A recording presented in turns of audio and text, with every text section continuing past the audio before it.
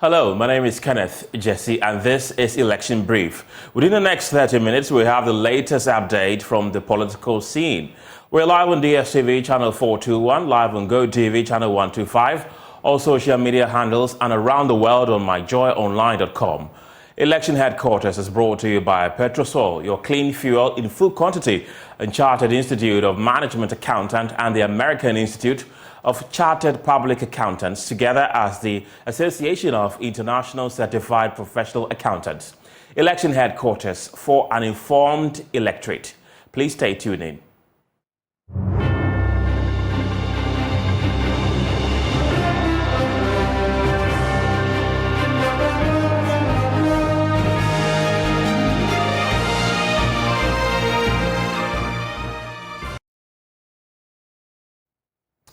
Ahead of the intensive campaign seasons and election 2024, two organizations, DUBAWA Ghana and the United States Embassy in Ghana, have already begun a sensitization exercise for journalists and students. The objective is to equip them with knowledge on how to spot and fight the spread of comments and materials that could spark violence during the electoral process. We'll be having a conversation with two of the stakeholders shortly, but for more on this, first, my colleague James Aveji has a wrap on the event in the following report.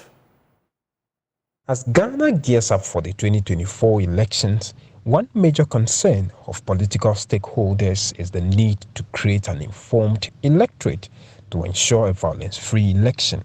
Knowing the role of the media and citizens in ensuring this, media fact-checking group DUBAWA Ghana and the U.S. Embassy in Ghana have begun public engagement with journalists and students on combating information disorder. Press attaché to the U.S. Embassy in Ghana, Kevin Brosnahan, first explains the essence of the program. On how to detect and combat mis and disinformation, especially related to the elections.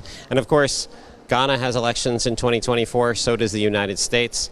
The United States, unfortunately, has experience with mis and disinformation in our elections, and we want to share what we've learned because we think now in this era of supercharged social media, every modern democracy needs to be ready and prepared for disinformation during our elections. I think for the general public, for young people, for users of social media, we want you to think, stop, think, reflect, and verify before you share information online. If it's making you angry or emotional in some way, it's likely designed to get you to share it. And that may also be an indication that it might be false. So the time to stop, reflect, and verify before you share information. Private legal practitioner and lecturer at the University of Media, Arts and Communications Institute of Journalism, Zakaria Musa Tanko, emphasizes why the youth must play an active role in the policy-making process. Environment, what does that mean? When you start pushing them, then you realize that, yeah, now we have to come back with the figures, with the justification, how we're going to do this. This is the role you have to play in the elections. And of course, you cannot play these roles if you're also going to play along and be churning out information that you haven't verified.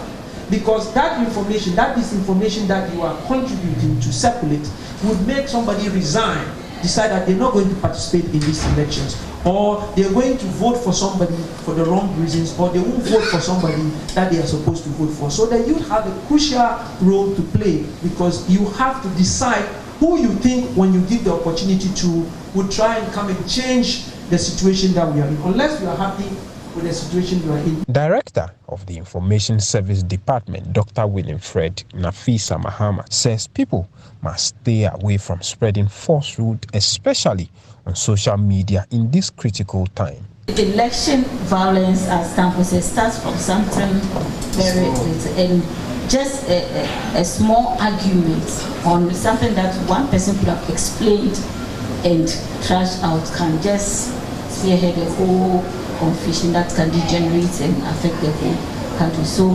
media literacy, public education campaign on how to avoid, how to detect information, misinformation and disinformation will go a long way. Guest speaker for the program, Sarah Walker, told participants who are largely media students, to create a safe space on the internet, especially on social media, to encourage healthy conversations. You have young journalists who are putting out explainers on YouTube, explaining all kinds of complicated topics like the electoral process. These are the kinds of things that you can do, talking the language of the youth to your peers. I think this could be an extremely powerful thing that you can do to get greater engagement on the part of Ghana's youth in the political process. The group is hopeful that the education will have a positive impact on the 2024 general elections. Nathan Gaduga is editor for DUBAWA. And sometimes your participation in the election is also very important. How do you participate? If through disinformation you are disenfranchised, that will go a long way to affect even the entire electoral process. And we are giving the people the right information on why it is important for them to participate in the election, the barriers that they are likely to encounter that will stop them from participating. And if they are aware of this, I'm sure they will be able to take the right decisions as far as the election is concerned. The 3-day program, which was organized for news editors in Kumasi and students of the University of Media, Arts and Communications Institute of Journalism, was on the theme, the crucial role of effective communication in the information ecosystem for combating information disorder. James Savaji, Joy News. Well, let's have a conversation on the back of this. And joining me via the telephone lines is the Acting Director of the Information Services Department, Dr. Winifred Nafisa Mahama, who I understand has joined us via Zoom. And Nathan Gaduga is in the studio with me. He's the editor for DUBAWA. Nathan, let me start with you. How big of a threat is the spread of misinformation on social media to a peaceful election that we all hope will happen in December? Okay, I think misinformation is a very, very big threat to the election proper. And look, let's look at it this way. People rely on credible information to make good decisions. So you would find out that the political parties are coming to you, campaigning, sharing their policies. And what it is that you are supposed to look through the policies they are sharing, and on the basis of those policies, you make the right choice, right? That is the ideal situation. But what we have witnessed, and this is not a Ghana situation, it's across the globe, okay? What we have realized is that there are political actors who are polluting the information environment, right, or the information ecosystem, and it's happening in elections as well. Okay. So these are people who are giving wrong information with the hope of changing people's opinion, and in the final analysis, even influencing the outcome of elections. Now, this is some of the things that we at DUBAWA are very, very much cautious of. Now, the longer we see election disinformation happening, what it is that there's going to be mistrust of the institutions that govern elections in Ghana. So, for instance, you have the Electoral Commission. As many, and this is something that always happens a lot of the times. You find people sharing information about the Electoral Commission, most of which are false. What does it do to the Electoral Commission? People then begin to have mistrust, not just with the Electoral Commission, with the police as well. When people consistently share wrong and false information about these institutions, chances are that people begin to have mistrust in those institutions, right, and that would have dire repercussions on the election itself. But that is not even what we are even more concerned about. There is the probability that even the outcome of the election itself can be altered by election disinformation. And we have seen this even happen in the US and in the UK, even if it's circumstantial. And let me give you this example. In 2016, it was Donald Trump that won. BuzzFeed did a bit of an investigation, a research into that election, and it observed that 3 months into that election, about 20 hoax websites published a number of false information. And that false information had over 8 million engagements. Now, those engagements suggest that people reacted in a way that suggested they believed the story. Right. Within that same period, about 20 credible news stories were also posted within the same period. We had about 7 million reactions. So it tells you that even people believed more in the false information. They shared it, and those information were at the very heart of the elections. Right. Chances are that people took decisions based on the false election, and the research actually suggested same. So does that mean that people are more tilted towards absolutely false information? Yes, and the probability of those false information even influencing the outcome of the election is even high. And it happened also in the UK as well. When it came to Brexit, there's a research that suggested that there was a Russian disinformation element that actually tilted the decision of the voters the way it went. Right. So if we are not careful, what it means is that election disinformation has the risk of altering the outcome of the election itself, which we should be wary of. Nathan, I'll come back to you, but let me bring in Dr. Nafisa Mahama. I believe you can hear me. You have a huge role to play in educating the public on some of these things, especially through the traditional media. How prepared are you for the election period? I would say we are prepared for the election period. As the Information Services Department, we use a multifaceted approach in public education. Right. And this will not be different. You know, in Ghana, we have different target groups. So you have to use different channels to reach out to different groups, even in terms of messaging.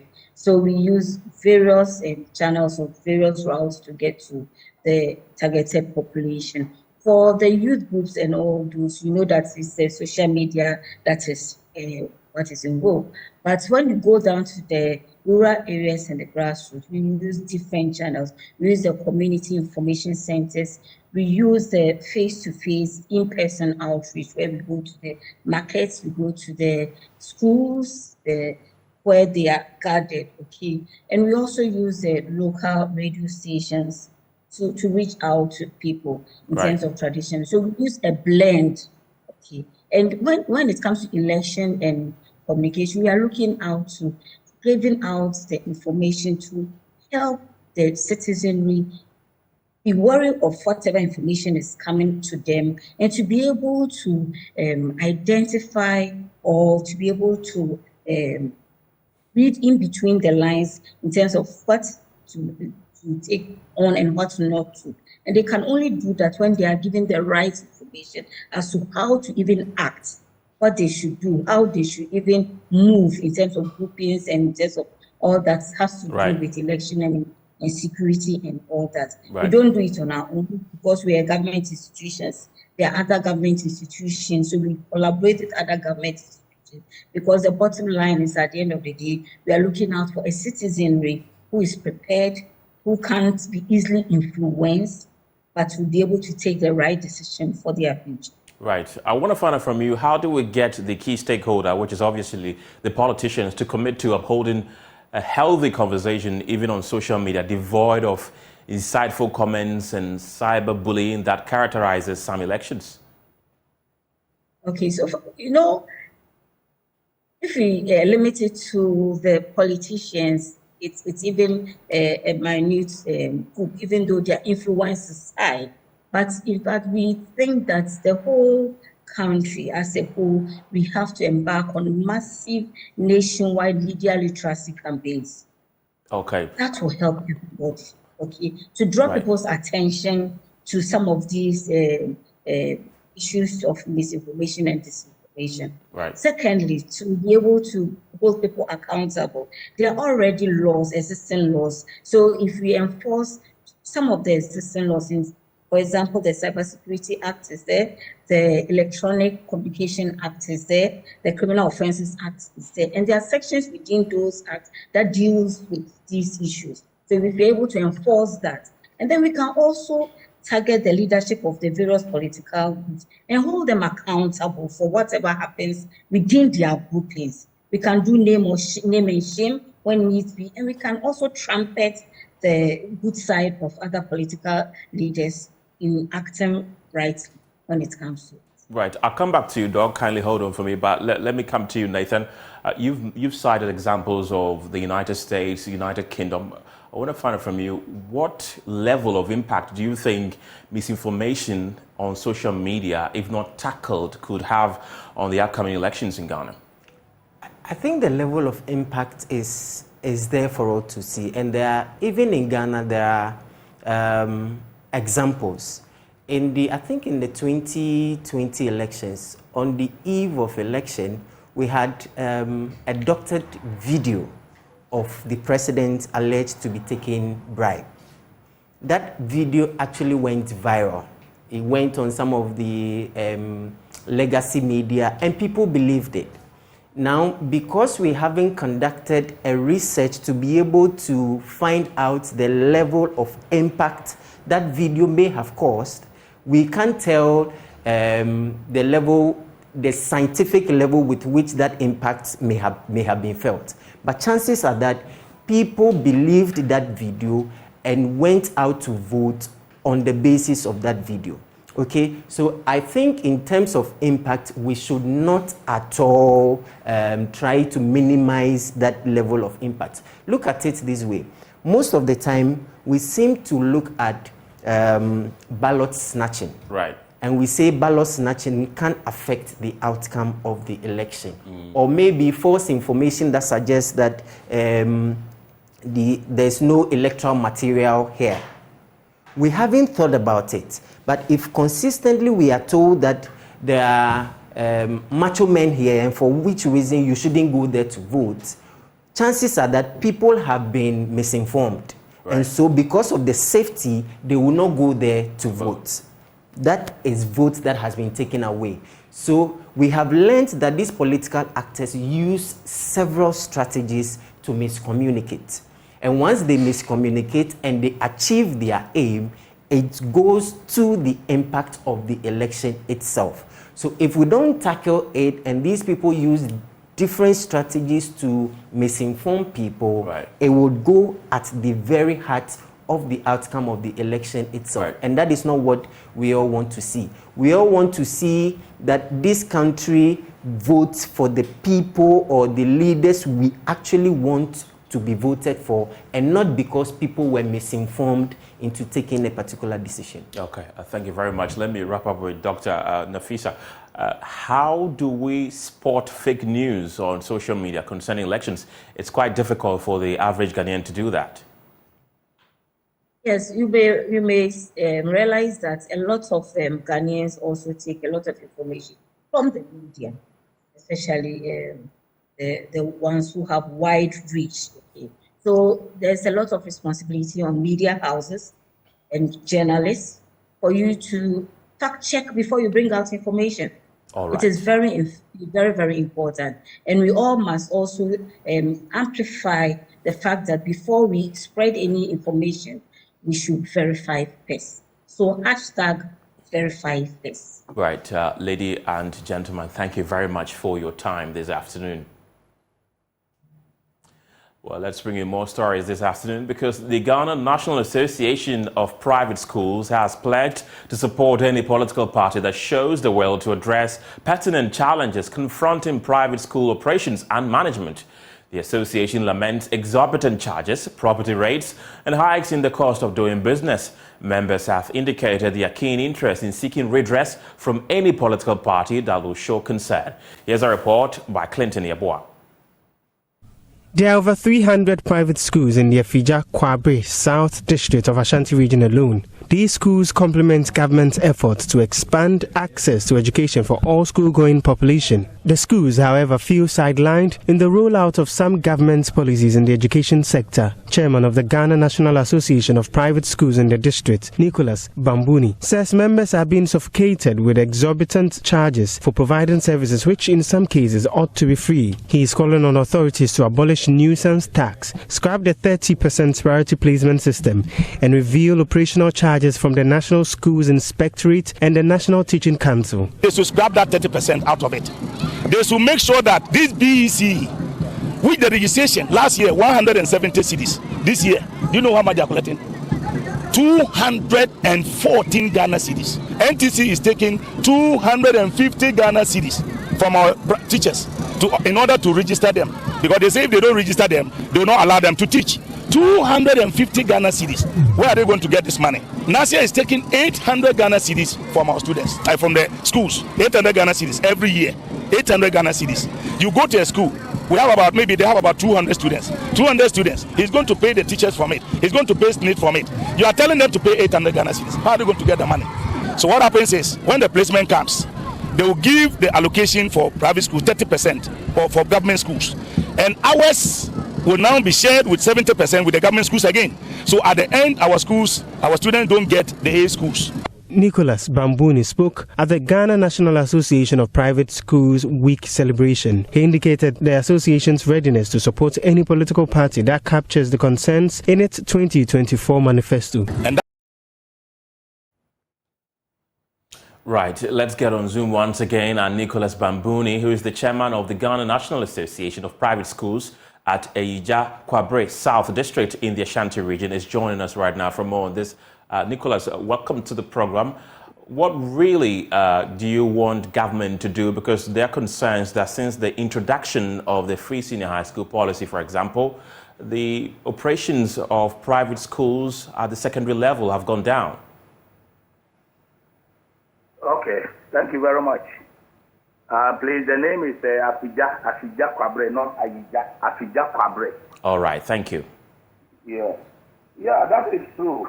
In fact, it has been a problem. Private schools, we are facing a whole lot of problems. And that is why we are serving a notice that this year's election, we are going to play politics. Yes, and we are going to campaign. And we will vote massively. But let me emphasize that NAF will campaign and vote for the political party which pledges to address our challenges. What are some of these challenges? Look at the secondary schools right now, my brother. Most of them are gone. They are collapsed simply because of the free system. So it is a problem for us.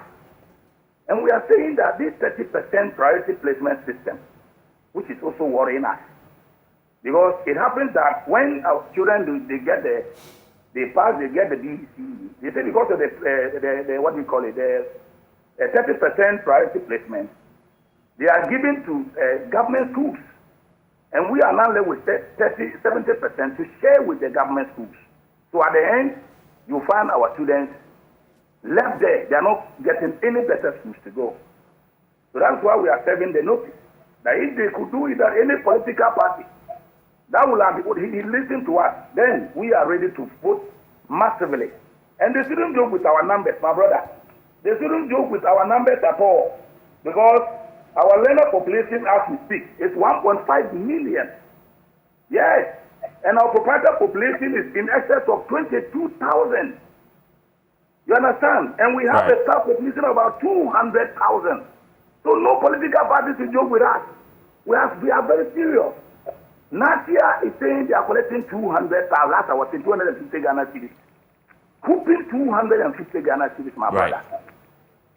How are we going to get this money? So it is actually crumpling our schools. Right. Mr. Bambuni, have you engaged government on these concerns of yours? And if you have, what have they been telling you? We have done that. Our NEC, our president, and all the leaders at the top, they've all done that. And what they say is that they will look onto it, and every year, it is the same thing, every year. They keep on saying the same thing. At the end, we have been cheated.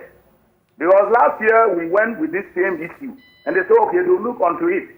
170 Ghana cedis DEC registration fee. Only for this year, 26% increase. And now we are paying 214 Ghana cedis. Why, my brother? Why? What is happening, my brother? What is happening? Right. Sometimes when I see some of these our schools, the other day there's a school here. I don't want to mention the name of the school on air. My brother, they are left with 12 in the classroom. 12 from class 1 to class 6. 12.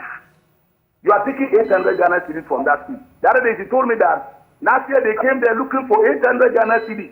They say I don't have. They say no, then they have to close down the school. What is happening? What is happening? It makes me to even cry. It is serious. It is serious.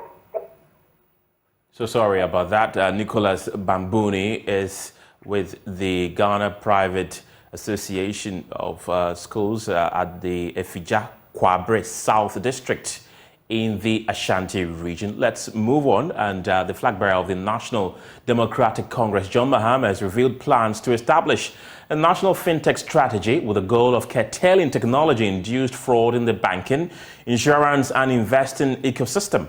The strategy will be drawn with the involvement of stakeholders in the fintech ecosystem. This is among strategies the NDC intends to roll out to improve the benefits of financial technology to the economy. Addressing players in fintech at a meeting in Accra, Mr. Mahama assured of implementing laid-out programs to improve the sector. As digitalization gathers momentum, we risk leaving behind a section of the financial service industry due to unequal access to digital resources. The resources required for developing, delivering, and managing digital financial services prevent some specialized deposit-taking institutions, insurance companies, investment companies, and pension service providers from being responsive to their customers. Certainly, the inability of these entities to tap into the benefits of digitalization will deprive the financial service industry of the full benefits that digitalization offers. To address the technology gap, the next NDC government will actively encourage fintechs to share infrastructure in a cost-effective manner. Ladies and gentlemen, finally, within the context of our national fintech strategy to be co-created with you stakeholders, we shall implement an electronic Know Your Customer (eKYC) system and digital passporting or credentials, pursue fraud monitoring, and set up a blacklisted persons database. To enhance digital literacy, we will explore the use of artificial intelligence to provide exciting tools for societal environment and firmly anchor the fintech industry within the Ghana National Cybersecurity Strategy. The NDC flag bearer further promised to improve the regulation of the fintech space to aid the sector.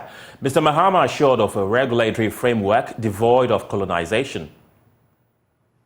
We shall streamline regulation. The next NDC government will improve the regulatory and supervisory environment to encourage active participation and healthy competition amongst diverse players within the fintech space. Diversity and competition drive innovation and enhance user experience. But I know that young persons with brilliant ideas eager to contribute their quota to the national agenda are facing rigidities in the application processes and the generally difficult and financially constraining fintech operational environment.